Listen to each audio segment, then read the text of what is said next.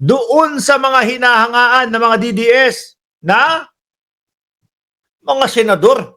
Alam niyo naman po, mga kababayan, kahit ganito na po ang ipinapakita ng kanilang mga senador, mga bossing, ay nako, yung mga yan, tuloy-tuloy lang ho. Sasabihan ka pa, no? Basta, DDS kami. Basta, Duterte pa rin kami. O eto naman, ano kaya ang masasabi nating lahat doon sa kanilang mga senador, mga bossing? Umpisahan po natin. Kaya, hindi ko pa na-play, natatawa na ako eh. Kay Robin Padilla. O ayan. Panoorin muna natin to. Pampainit ho muna at pampainit ng araw natin at pampainit ng ulo ng mga DDS. O game! Kayo ng biskwit na may cannabis? Ano muna? Ano ba yan? I invoke my right for...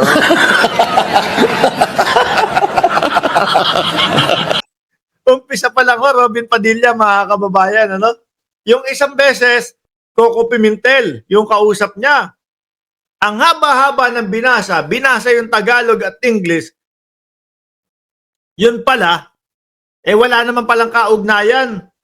O hindi naman pala yun yung tamang sagot doon sa pinag-uusapan nila ni Coco Pimentel. O, nakatikim ka na ba nung biskwit na may cannabis? Ano sagot ni Robin Padilla? Kayo ng biskwit na may cannabis? ano muna? Ano ba yan?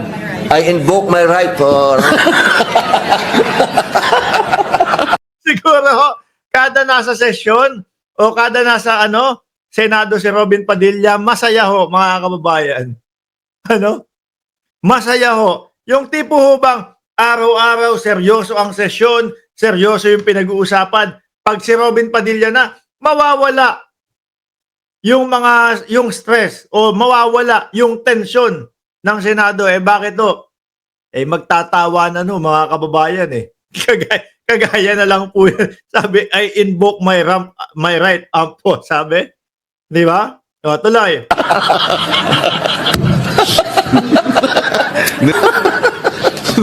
Thank you. Number 1 senator po natin yan, mga kababayan, ha? At hindi po ako magkakaila sa inyo. Isa ho ako sa... Putrages ka, Mark. Ang dami mong dinamay. In-endorse iboto si Robin Padilla. Paumanhin ho, mga kababayan, no? Kung nai-endorse ko dati sa inyo si Robin Padilla, hindi na po mauulit, mga kababayan. Tuloy. Minority Leader. Maraming salamat po. Mga nilalagay po sa, sabi nyo nga po, cookies o cake o yung mga yan, wala pong... Recreational po yan. Opo, Klaruhin natin, bawal yan. Opo, talagang amat na lang po kahit yun. pumasa. Sarap ng buhay. Tatry niya pa, susubukan niya pang mailusot, mga kababayan. Bawal. Bawal is bawal. Ayun, si Coco na naman ang nakausap niya. O, eto, sino to? Amat na lang po Kahit yun. pumasa. Sarap ng buhay. Sarap ng buhay. Ganito tayo palagi, ha?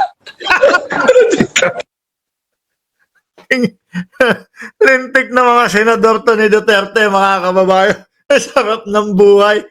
Ay, Diyos ko. Ang galing nung nag-edit nito, mga boss. Alam niyo kung ano ginawa nila? Pinagsama-sama yung mga senator nila. Bato de la Rosa, sarap ng buhay. Pero ewan na lang ho natin kung ganyan pa din po ang magiging reaksyon ni Bato de la Rosa kapag nandyan na ho yung ICC. Sa inyo po lahat na bumabatikos, pamatay kayong lahat. Salamat po. Ito talaga yung hindi makalimutan ng mamamayang Pilipino. Ano po? Nakakatakot maging senador to, mga bossing. Kapag ikaw hindi pumabor doon sa kanyang sasabihin, mamatay ka na. Hindi ko makalimutan niya si Ipe dyan Kaso nga lang mga kababayan, ang lungkot ng sasapitin ni Ipe. Unang takbo sa pagkasenador, mukhang nasa pang-30 yung magiging posisyon ni Ipe. Ngayong katotohanan. Eto pa. Eto, number 1 din hong senador ng mga DDS to, mga kababayan. Number 1 senador ng mga DDS, mga boss. Mark, paano mo nasabing number 1 ng mga DDS yan? doon sa mga page nila, kapag ka sila nagpapa-survey sa page nila, number one si Buloyski, mga bossing. So, yung mga vlogger na dati ayaw dito, dahil nga sinasabi, dadaan ang inyong, hindi mapupunta sa langit ang inyong kaluluwa pag hindi dumaan sa akin. Ngayon, mahal na mahal si Buloyski. O di ba? Hindi ko alam kung bakit. Pero ako alam ko, kayo dyan sa comment section, masasagot nyo kung bakit love na love nila ngayon si Buloyski. O tuloy. Kaya lang, nung na-freeze na yung account ni Buloyski, tsaka yung nasa oblo na si Buloyski, parang hindi ko na sila masyadong naririnig na ibinablog si Buloyski. O, ano sabi ni Buloyski? Senador din ho ng mga DDS to. Ngayong katotohanan. Ako ang daan at ang buhay. Amen. Pag di kayo dumaan sa akin, hindi kayo pupunta sa langit. Paano ho ngayon yan, mga kababayan? Nasa loob ng rehas, si Buloyski. Kailangan yata dumaan muna tayo kung saan nakapiit si Buloyski. Buloy, dadating kami dyan. Paano kapag hindi tayo pinagbigyan dalawin si Buloyski? Wala na, finish na ho tayo, mga kababayan. Finish na kasi yung kaluluwa natin, hindi mapupunta sa langit. Bakit? Hindi tayo makadaan kay Buloyski Kasi nakapiit to Tapos sasabihin ng gwardiya, kaano-ano mo si Buloyski? Taga-ano lang ho ako Gusto ko lang hong mapunta sa langit yung aking kaluluwa. O, kaano-ano mo nga? Napapanood ko lang po sa YouTube. Hindi ka pwedeng pumasok. Yun na. Finish na ho tayo, mga kababayan.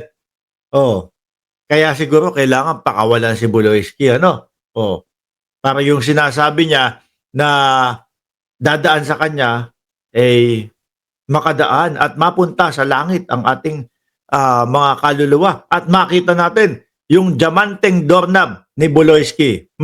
Manang Adel Channel, shoutout po sa inyo from Kuwait. There is nothing as West Philippine Sea. Wala po yun. That is a creation by us. Section 1.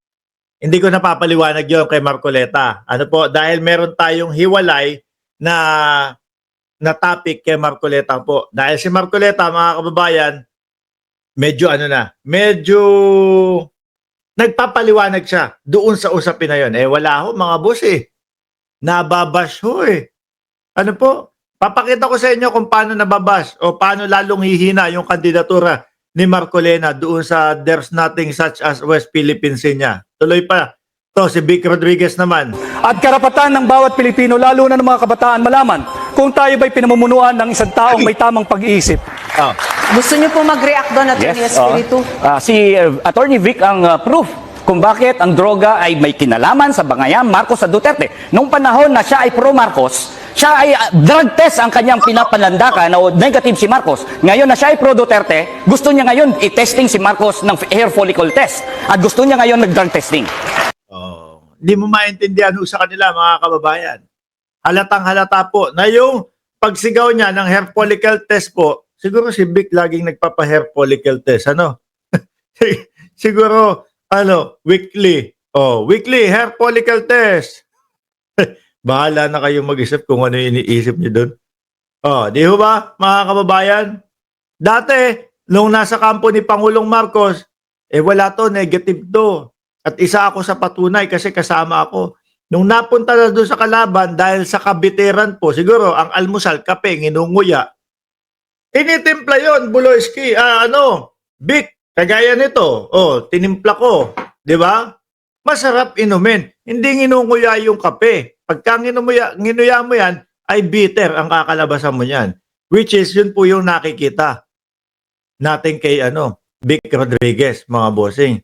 BP Sara, ano masasabi mo dito sa inyong mga senador?